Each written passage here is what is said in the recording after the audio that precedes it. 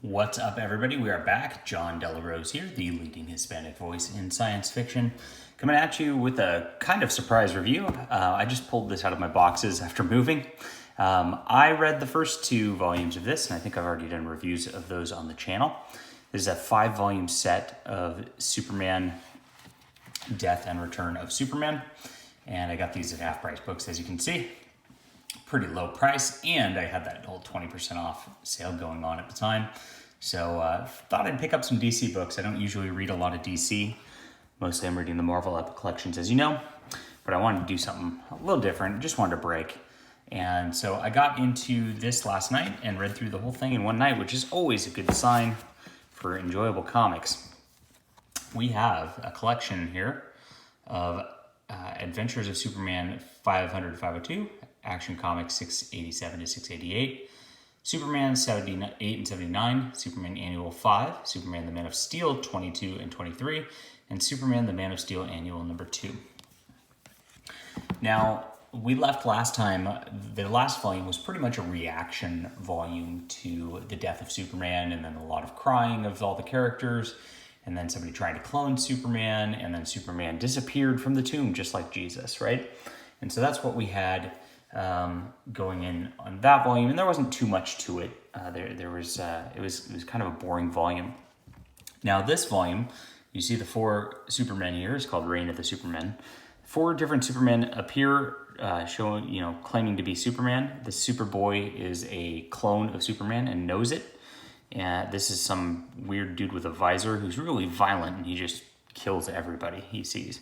We have a cyborg Superman, and we have Steel, who really is a black man inventor guy who, just put on an Iron Man suit that looks like Superman, basically. And we have their adventures here. I actually read one of the Steel issues when I was a kid. I think I got one of the Superboy issues also, but I didn't see the whole thing and found it very confusing when I was a kid just reading one of them. This is the end of Action 500 because they had the main storyline where Jonathan Kent was like kind of dying and he came back to life. And then at the end of it, they had these little vignettes where they were highlighting the mystery of these guys who are coming back to be Superman. And it was pretty fun. And then we get into the actual stories. So this is a Roger Stern awesome story, Jackson Geiss on pencils. And just quality comic storytelling. I don't know that I've read a Roger Stern story that I don't like. But we get this weird Superman guy who's come alive. He kind of isn't human-ish and is really violent and doesn't understand things. With a lot of Lex Luthor plotting things in the background here with Supergirl. She's his construct at this point who doesn't realize what's going on, and kind of a joy to read about. I kind of want to read a little bit more Supergirl from this time period. I might do that a little later if I can track down the reading order there. And this violent guy shows up. Lois Lane is kind of interviewing all the Supermen as the serials kind of go along. And then we get into the Steel issue by Louise Simonson. Also a very solid job. There's like a gang war going on. He gets upset, and so he becomes Steel, yeah. And, very dynamic art, very fun, fast read, and enjoyable also. And he's got this background lady who's, thick, THICC, and she's trying to gun run and bring him down, is where it comes down. So he's actually got the best background because you've really got a real personal plot going on with him, and there's really not as much going on with the others.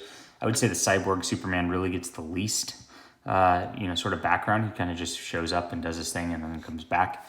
And then the visored alien Superman, he calls himself Last Son of Krypton, second least in terms of actual character plot. Superboy's got a little bit going on with like this background story with news cameras, which are coming after him. But really Steel shines as probably the best out of the 4 of these. Now, Dan Jurgens is writing this one, and we get a little adventure with this other cyborg Superman beating up some bad guys. Good stuff. It was fun. And he just, he brings Doomsday and takes his body out into space, and Doomsday is still alive, we find out. Now we get the Superboy, and we see Superboy. He's overly flirty, and he's impulsive and very fun. He wears this silly leather jacket that's very 90s and stupid looking. And he just has his adventure also. And he's got, like I said, that cool background story with, he's got this news gal who's tailing him around. Lex Luthor's trying to make his news network control him also. Very fun stuff. Superboy is very good too. Now, getting into the annuals, there's 2 annuals in this volume and there's 2 in the next, and they've got this Bloodlines deal, and they've got the annual title small up top. There's these aliens going around and they're feeding on Earthlings, and they are turning them into monsters, and each one of these annuals has one of the different Supermen dealing with that as it happens. And it's a little weird, and you don't really see them turning into monsters very well. They kind of all turn into different things once they feed on them, and I don't quite understand what's going on or why the aliens are really doing this. The motivations are not all that clear in here. However, the story progressing, once you get past that, progresses pretty good. I don't like this art style so much. Just getting into that 90s art style where there's a little too many lines and they try to make everything a little darker. And it just doesn't feel very good for a Superman story in this one. So this was a little hard to get through. Look at the shading on her face. Just a little... It's just doing too much and trying a little too hard. It's not very dynamic looking either. I mean, just slows down the pace of the comics, I think. But this guy's one of Steele's guys, from his gym, and he's got a little brother he's looking out for, and he's turned into a monster, doesn't know who he is, and ends up teaming up with Steele to fight these monsters off. And even though he doesn't remember who he is, he helps the little boy at the end. So it's, they're creating all these new characters out of this. I don't know what they're planning on doing with them. I don't know if there's a resolution to this. Who knows? But that's about all you get. And each story is very similar to that, where the monsters show up, somebody turns into a monster, he teams up with Superman, then there's a mini resolution, and then the monsters just seem to come back in the next one. Not sure the point. Now, this one has Guy Gardner fighting with the visored Superman, and he eventually gets his butt whooped and goes, okay, I guess you are the real Superman. And that's the extent of this one. Like I said, the plot lines for the visored Superman and the Robo Superman, Terminator Superman, whatever you want to call them, are a little trite compared to the others. So just very easy to flip through. And we finally get title bout, and then Man of Steel starts getting into these title bout where he's kind of fights with the other Supermen through things. And he's got his development really helps here. We've got some more Superboy development character-wise here also. And we get to know who this White Rabbit is, and we learn that this guy really was a weapons designer. This is why I call him like Iron Man, but Superman, because Iron Man was also a weapons designer. He quit being a weapons designer because he didn't like it, and then she made weapons out of them anyway and is selling them on the black market. Yeah, some weird coloring going on in this issue. I don't know if it's the trade or not, but I don't know what happened with their skin tones there. It looks like the flatter kind of did their flatting and then didn't finish the panel or something like that. Very odd. But for the most part, the art was all right in that. All right, we get back to Cyborg Superman. This is a really skippable issue. It's written in terms of a news article by this guy who's talking about Cyborg Superman and all these Supermen, and it's really quick to read. You go through. It's like that Death of Superman issue where it's every page was a splash panel. Kind of silly gimmick, and I'd be mad if I actually got a comic like this. And the last page is is him, waking up, and he worked all night at the office to come out with this article. All right. So again, the Cyborg Superman just doesn't get much, and it's just because one of his issues was a gimmick like this. That's probably why he doesn't get much also. And we get back into the Bloodlines, and we have Cyborg Superman dealing with the monsters in this one. And these are, I don't know what happened with the art here. It's David Lapham, is that his name? Yeah.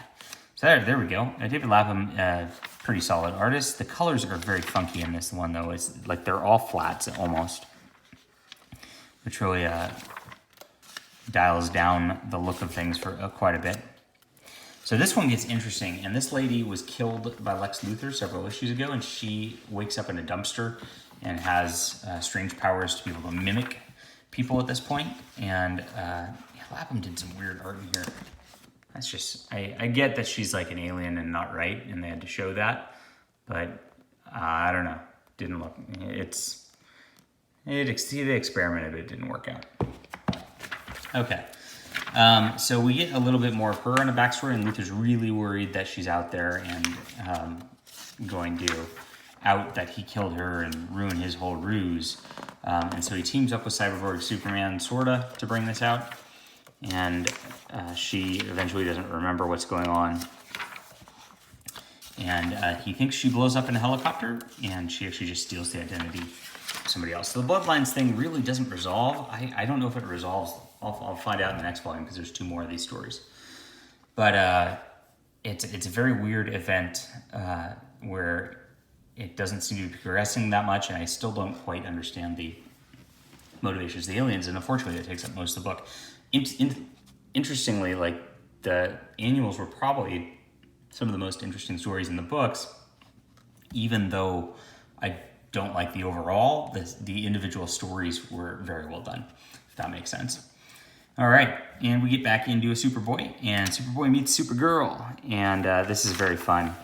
I don't know, I really like seeing Supergirl and all this stuff. I like the way she's drawn. This is really funny. Were you trying to impress me? I was just joking. Really funny. I think that's hilarious. All right, and he's got his contract, but Lex wants him on a contract. He brings them to dinner. Supergirl's like, oh, I'll work with you. And he's like, oh, cool. And then he just impulsively accidentally signs the other contract in the middle of the fight. And then we get this like alien setup that there's these aliens coming to Earth, and they're gonna take over Earth, and that's the end of the volume. So not a complete storyline by any means as a volume, but it sets off a very nice storyline, which I assume concludes in the next volume. Volume 4 has just a continuation of this, and then Volume 5 has a Doomsday miniseries that seems unconnected to this. I think it takes place later in this whole deal. Overall, very fun. I had so much fun with this. Makes me want to read more DC books, to be honest. So I would say I'd give this like an 8.5. This is really good compared to the last volume, and it's actually really good compared to the Death of Superman volume 2. These are interesting, compelling characters, all of them, even though we don't get much of these two. The other two kind of drive it home pretty good. Love the Lex and Supergirl storyline. Going to investigate more into that for you guys and see exactly what's going on the Supergirl level. There's not a ton of Supergirl collected editions, but I'll find what I can. And then that's it. So I hope you enjoyed the review. Hit that like and subscribe button, and leave a comment down below if you've read this before or haven't. Let me know. Do you like me reading DC books? I feel like I'm cheating on my Epic collections. I don't know. See you guys.